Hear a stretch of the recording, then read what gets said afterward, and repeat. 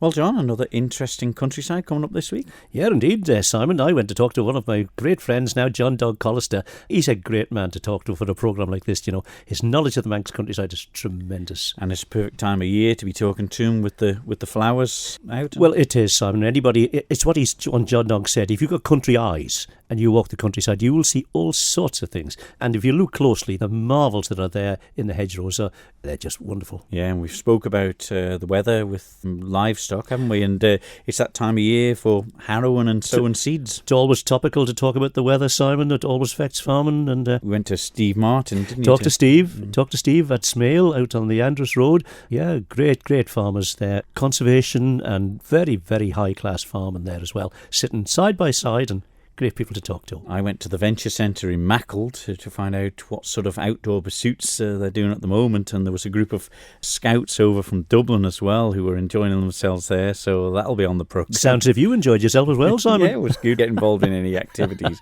And also I talked to Michelle O'Malley, who is the manager of the Douglastown, about the forthcoming Walk to the Tower Refuge, which is a fantastic event. Over 3,000 people went last year. I thought when you said a walk to the tower, Simon, I wondered quite what you meant. No. You're going to be beheaded when you got out there? I don't think we've done that much wrong yet. That's all in this week's Countryside, so sit back and enjoy.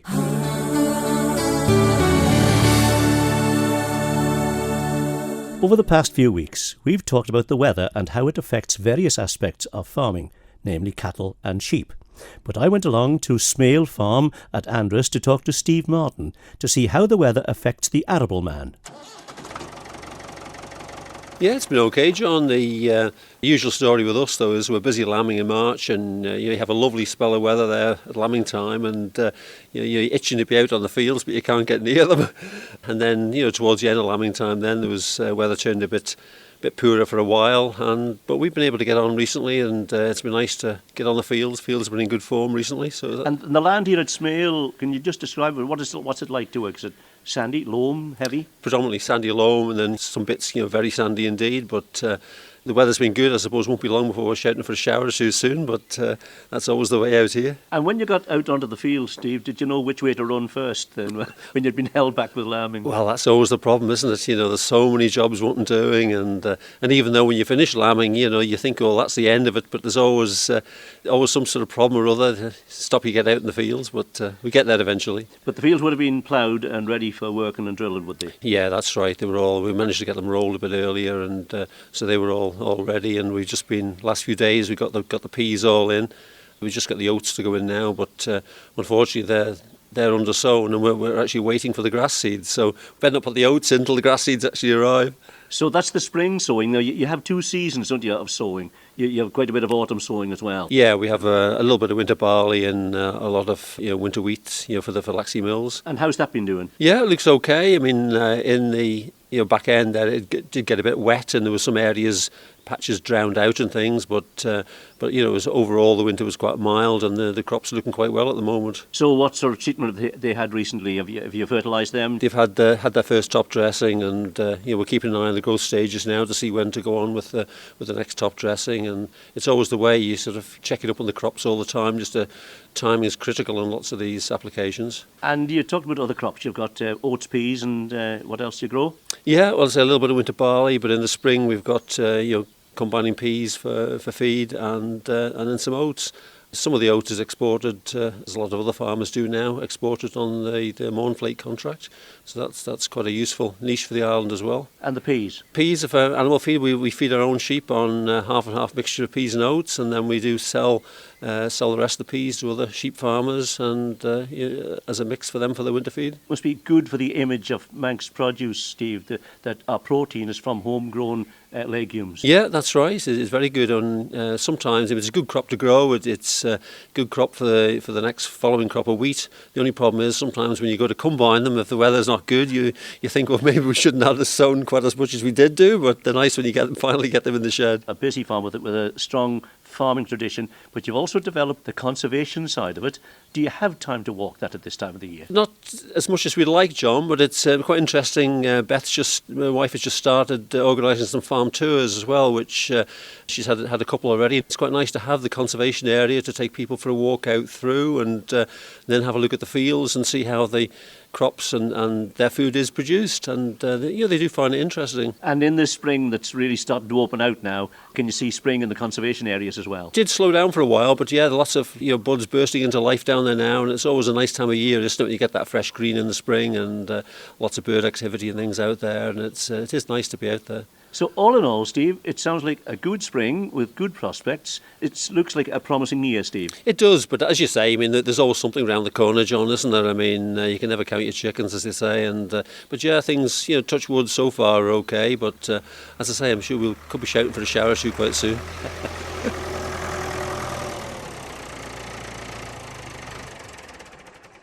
Steve Martin there with a very, very balanced and very, very up-to-date farm, telling us about the crops that he's growing there.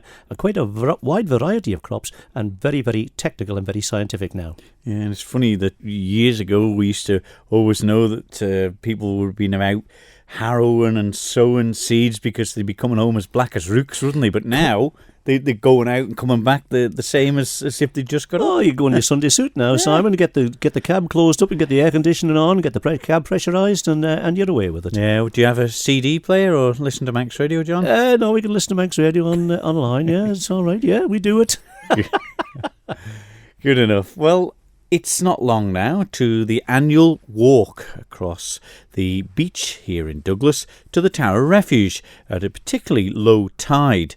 Well, I went and spoke to Michelle O'Malley, who's the Douglas Town Centre manager, about the event. Yes, Tower Refuge Walk. It's happening on Sunday the 19th of April, obviously at the Tower Refuge. So it's really grown over the years with popularity. So we're really looking forward to getting as many people out there as we can. Where do you get from? Is there a special meeting point where everyone sort of gathers before they head out there? What we tend to say is if everybody meets on the promenade walkway, and then we have two sets of steps, one near Regent Street and one near Granville Street, and we get as many people down those sets of steps as we can. Now, it's, I suppose, something that has to be fitted in with the tides, and is it particularly a very low tide that it has to be? Yeah, we do have to have a low tide for it. There's normally the low spring tides. We could have done it in March, but we wouldn't have had the daylight to be able to get people out in the early evening. And I'm not sure people would want to get out of bed at 6 a.m. for it. So this was the best fit in terms of it worked for kind of the low tide and it worked for the daylight hours with the clocks having gone forward. What sort of amount of people go on it? 100 or so people turn up? Last year we counted through about 3,300 3,000? Yeah. Wow. And that was up from about, I think we had 2,700 the year before. So it's obviously something that captures the imagination of the Manx people. And on the Facebook event and things like that, we've got people saying, I'm coming all the way from Kent to come and do this, and I'm coming from Newcastle. So obviously it's starting to capture the imagination from people away as well. What's the special attraction for it? Is it something that you can't access every day? Is that the appeal, or is it something about it sitting there when you're driving or walking down the prom all the time and think, I'd love to go on it? I think there's always this kind of air of mystery about, if you live or work in Douglas, you see it every single day. I mean, you can see it out the windows here.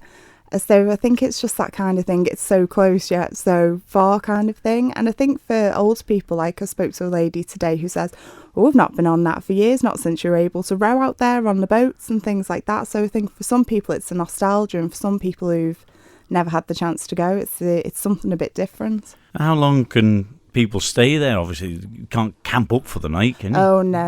As long as the tide allows, we're happy for people to stay out there and go and explore around the rock pools and all around the rocks and things like that. We can't let people into the tower, unfortunately, because it just doesn't lend itself to the volume. But we are running a competition on our Twitter for 10 people and a friend to win a place. All they need to do is tell us why they deserve to go in using hashtag #TORWalk. Right. Is it bigger than you think when you actually get on the rock? It is actually. When you get there, it looms. It kind of becomes quite big, but It's really amazing, to be honest, that it's still been standing there, and I think the links to the RNLI and all those type of things is, it's a really great landmark, I think, for the island. It gets lit up at the night time now as well, which makes it a spectacular sight even more. We're very happy to say that DOI have just agreed to light it in the RNLI colours from the 12th, so from the 12th, which is Sunday, for the week that it'll be lit in different colours, because obviously the event is in aid of the RNLI thanks to the sponsorship of Tower Insurance. Right, and do people pay, or can they do a donation or something for the privilege of doing it? Yeah, the RNLI, obviously there is no payments, but the RNLI there with the collection buckets, so if people are willing to make the donation, then obviously it's really welcomed, and normally Stormy Stan, who's their mascot, normally appears somewhere on the day as well. I'm sure there'll be plenty of people donating to it. And what sort of, do they need wellies or things like that to go out there? Just be a bit sensible with your footwear. So walking boots, but if you're going to wear them, they might get a bit soggy.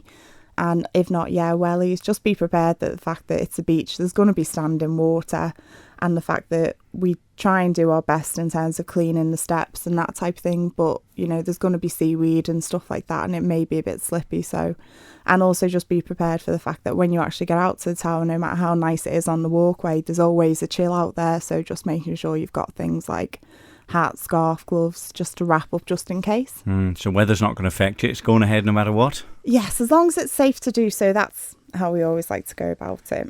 Is there any other events that you're thinking of planning with the Tower of Refuge sort of getting this publicity? I mean, is there anywhere else you're trying to think of in the back of your mind that could be successful as well? Well, we also have the Douglas Carnival, and what we're trying to do is kind of nice small scale events. So we now have a weekly fair in Regent Street in the town centre, and to tie in with the Tower Refuge Walk, Darren Jackson and Stephanie Quayle, who are two local artists, will be sculpting a replica of the Tower Refuge in sand in Regent Street on the 18th and the 19th, so to tie in nicely. And they're the guys who do the ice sculpture at Christmas for us, so really great quality. Right, so plenty to attract hopefully people to come to Douglas, and you're trying to improve it all the time. Yeah, we like to think so anyway. And for this event we've got 13 eateries in Douglas that are all offering a special discount or promotion if you go in with one of the flyers.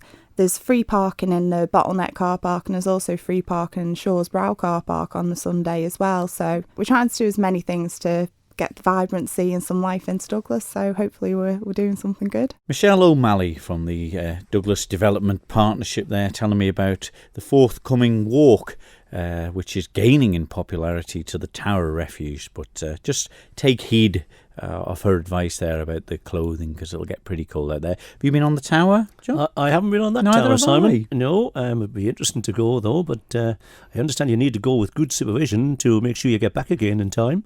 She'd be right enough. Manx Radio's Countryside is brought to you by NFU Mutual. Each year at this time we all notice, at least those of us who live in the countryside, and others perhaps, how pictorial the hedgerows become and the lanes of the Manx countryside.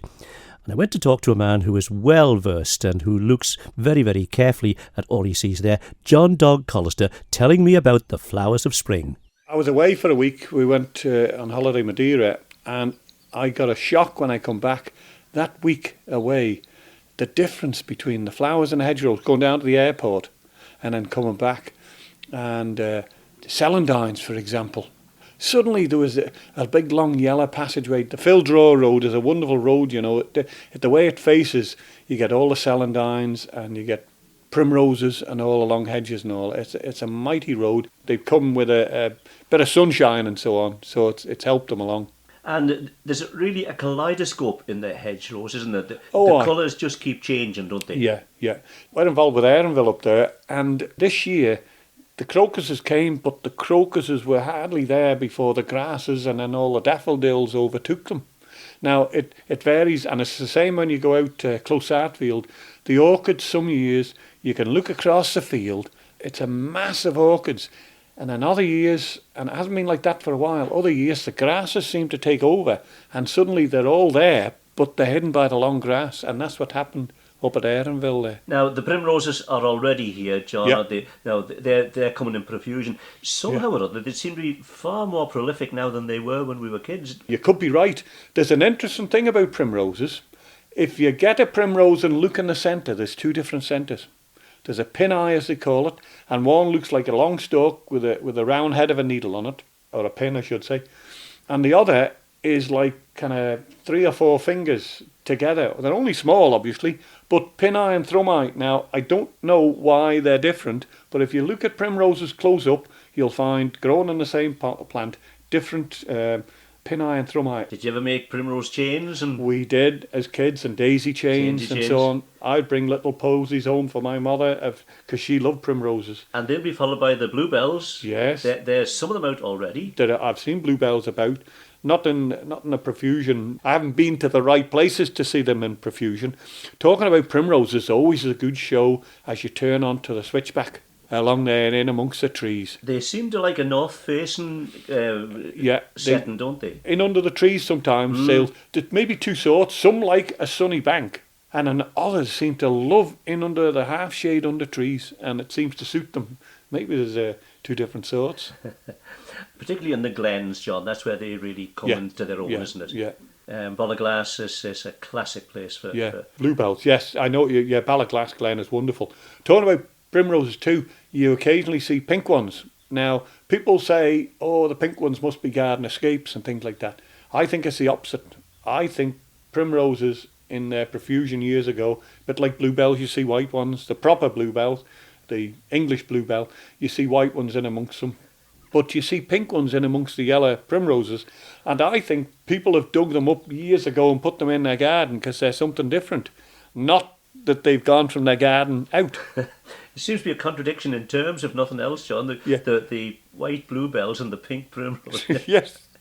Well, I'm interested in, I've photographed flowers, you probably know, and I used to make a thing about getting as many different coloured flowers of, just say, white bluebells, and you get some orchids, grow slightly different colour, and it's nice to get these different ones. And when I do a slideshow, I sometimes say, well, that's a white campion. You don't get many of them, and so on. Now, John, you're an authority on not only the flowers themselves, but where they actually grow. You've always got a mental map of wildflowers in the island. I am interested, and I do notice. So, and I tell you what, I'm doing the parish again this year, and I spend half the day looking at the hedges when I'm walking around. And I remember somebody asking me for a particular plant, and I said, well, if you go on the parish walk route, and it was between Crosby School and the Braid Crossroads. There's a big farm there up near Close, and there's a Dutch barn being built, and this plant I told him was grown on the hedge there, and a fellow went and found it. I'd noticed it on the parish walk, and I said, oh, I must remember that. And the classic tale you told, John, when you went to ask George Quayle about a plant that you couldn't identify. Yeah. He didn't just identify it, did he? He said, you've been to the Lagardub, he said. And he told me what it was. And I used to be at George all the time. I'd love some young fella to be knocking on my door and say, what's this, Mr. Collister? Or John Dog, And I used to go down and I'd have a little piece. And it was Nodding Burr Marigold. I can still remember the name. And he said, you've been to the Lagardub, it's Nodding Burr Marigold. It's the only place it grows. Now, I'd looked through the book half a dozen times and couldn't find it. And I think George... He would be right, of course. Oh, he's spot on. Yes, he would tell you what it was and where you got it. How do you think he learned that, John? Bit like myself, interested. Grew up interested. I can look at a tree from a distance and I can, within reason, tell you what type of tree it is. They've got this... in birds, they talk about the jizz, the way a bird kind of goes underwater, or flies, A magpie flies along, and he flies along, then he does 2 or 3 quick wing beats, and then he flies along. I know they got a long tail, which stands out as well, but you can just glance, and you see these quick wing beats, and then he beats normal, and a few quick, and that's what they call a jizz. And I look at a tree from a distance, and if the tree is grown without any any problems. I can tell you from a distance what the tree is Right. because of the shape of the branches, the shape of the tree. And you've just learned that through And it's observation. through, and I would go over and have a look. John Dog, as enthusiastic as ever and as knowledgeable as ever about what grows in our hedgerows and gives us a super show for nothing. It's amazing. When we were young, we had a big garden full of daffodils at the farm, like yourself, John. People from all sorts of walks, friends we'd never seen before. Oh yes, yeah, come and pick some daffodils. But now it just seems to come and go, doesn't it? They're sort of nearly finished by the time you thought, I'll get The some daffodils, they went very quickly this year, Simon, and there's been one or two patterns that we've noticed that have been just a bit different this year. We noticed, for example, the celandines were slow coming out, but when they came, as John said to me, they made a wonderful, wonderful show. But what we're getting when you talk about gardens on farms, Simon, there's a lot of snowdrops just inside Borrelly's Gate, and we get passers-by coming in, and you can see them standing in the lane taking photographs of, and it's nice that people actually appreciate that when it's there just to be looked at. Snowdrops are better than snowballs, I suppose. Depends how they're being fired at you, Simon. Well, lastly on this week's programme, it's plenty to do. I hear people moaning that there's nothing for the kids to do. They're stuck behind computer screens. Well, you just need to look at the outdoor pursuit places that they can go on the Isle of Man. One such is the Venture Centre in Mackeld. I popped along and spoke to some of the people who were on a trip from Dublin, but first of all I talked to Simon Reid from the centre. It's been fantastic. The weather's really helped us on the outdoor pursuits side of things over the Easter period. It's been great. What sort of things have you had on this week for the... Over the Easter period, we've had quite a lot of things on, actually. We've had a group in from Ireland, and they've been doing a whole wide range of activities. And then we've got a load of kids in doing adventure days throughout the week. We've been doing some abseiling, some rifle shooting, some archery, some assault course. And we've had a big kayaking course on as well at the same time, and a load of co-steering training on as well. So it's been a busy sort of week for us, for the start of our season. Doing archery and co-steering, everything sounds a little bit dangerous. Does it worry you? No, not at all. Not at all. A lot of the stuff we've been doing this week actually has been staff training as well.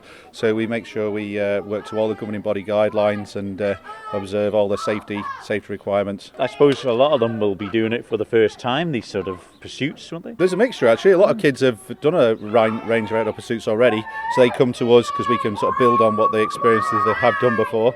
And then for those who are newer, perhaps it's a new experience for them. We help to nurture them through and help to give them the encouragement to take part and hopefully take it on through later on in the summer. So some people will try it out for us over the Easter period, and then we've got sessions running out throughout the summer holidays and throughout the summer term at school as well. Do people carry on doing it? You know, is it mostly the younger ones that come here to the Venture Centre? I mean, do they pursue it when they get older? We set the mindset really to them to get in the outdoors and to take part in the outdoors at this age, and then as they get older they'll still take part. And we particularly sort of specialise in the water sports side of things, so there's a lot more development work we can do with the kayaking and the sailing and the powerboating side of things as well. So they'll have done it as a youth, and then as they get older they're looking for a bit of peace and they want to get out on a bit of sea kayaking or something like that, and they'll use that from their previous trying it out when they were younger. Yeah. What about the sort of activities? Do they ever renege in any? Do they always have a go? And I suppose there's different favourites for everybody. Well, yeah, our job is to ensure that people have a positive experience with us. So a lot of people come here and they're a bit worried, they're a bit nervous, but we're out here to make sure that everybody has a good time with us. So whatever your preconceptions are about the activities, we're here to make sure that the experience is a good one for people. People can participate. People don't feel threatened for it. It's our job. That's what our instructors are trained to do. They're trained to support you and help you get the most out of your experience with us. So in answer to your question, do they renege on anything? We're not here to force people to do anything, but we're here to encourage them and help them to participate to the best they can. Well, we've got some people from not too far afield over here at the Venture Centre. What's your name? Lee. Emma. Brendan. And where are you from? Dublin. Is it your first time over here? No, we were here 3 years ago. What's brought you back? Is it a good spot for sort of all the venture activities that they've got? Yeah, the activities are really good and the instructors are really friendly. What sort of activities have you been taking part in when you're over here? I've been doing a lot of gorge walking, walking up rivers and that, coast steering now in a few hours. We'll be going out to the sea, bit nippy now. Doing lots of things, crate stacking and all, it's been really good fun. I mean, today's society is playing computer games and all sorts of that. Are you all the outdoor type? Oh no, you have to have a bit of balance between the two, yourself. It's nice to get away every now and then, do a bit of this, the outdoors, fresh air. What particular activities do you like doing? I like the gorge walking and going out into the sea and all. Obviously, you're part of the scout movement back home. Do they do similar activities? Yeah, Exactly the same, or? some are different and some are not. Like the gorge walking is like a little bit different because like there's a bit more like space and like more fun. What do you got planned for this afternoon? What have they got you roped into? They have us into the coast there and now down the cliffs in the sea. 4 o'clock high tide. Waiting for them now. Coast steering is jumping from rocks quite high into the sea, isn't it? Yeah, you're climbing up the cliffs and then jumping back in. Doesn't it worry you? Well, a little bit, yeah. Same 30 foot high, yeah. So. We have a helmet, it'll be alright. Yeah. That's all that matters then. Well, the Irish Sea, you know yourself, so it's very hot, isn't it? Oh yes. The jacuzzi they call it at home. Good luck. Well, thanks very much. Thank you. Some of the scouts from Dublin over enjoying themselves at the Mackle Adventure Centre, and before that I was talking to Simon Reid, one of the people who were there running it, and especially this time of year, it's just so much for them to do. And Did you ever go at the activity, Simon? No. Oh, I was dear. Just passing, but I get stuck in the tyre now. But it is great that they've got something to do, and they love doing it. There's just that difference, I think, between the outdoor people. But as the fellow from Dublin said, he likes his little time, you know, on the computers and things like that. But this is like a bigger unwind for them, so it's good to see. It is, and when a gang of youngsters get together, you know, they'll thoroughly enjoy the challenge of those sort of activities, don't they? They do indeed. Manx Radio's Countryside is brought to you by NFU Mutual. Well, John, we've packed plenty into this week's Countryside. I hope our listeners enjoyed the such variety we had on the programme this week, from farming to outdoor activity. Absolutely, Simon. And we do try and aim at variety, and we just hope the people will just enjoy what we've gathered. And what about the farmer at this time of year in particular? It's just a busy time, isn't it? You see tractors buzzing around. Yeah, most farmers are going around with the people who have got sheep and cows calving at this time, right, Simon? They're going around. You'll know them because they're going around with red rings around their eyes. I can see them on you there. No, I'm sure you can. But great to see them people at the Venture Centre as well out enjoying themselves, and looking forward to that Tower Refuge walk, because with it being, I think, 6:30 in the evening on Sunday the 19th of April, we might be able to get there, John. It's easy to be oversubscribed, because it's a unique thing, isn't it, to be taken out there at low tide and guided safely back again. That's the important part. We hope so. All right, that's all from this Countryside podcast. We'll see you next week.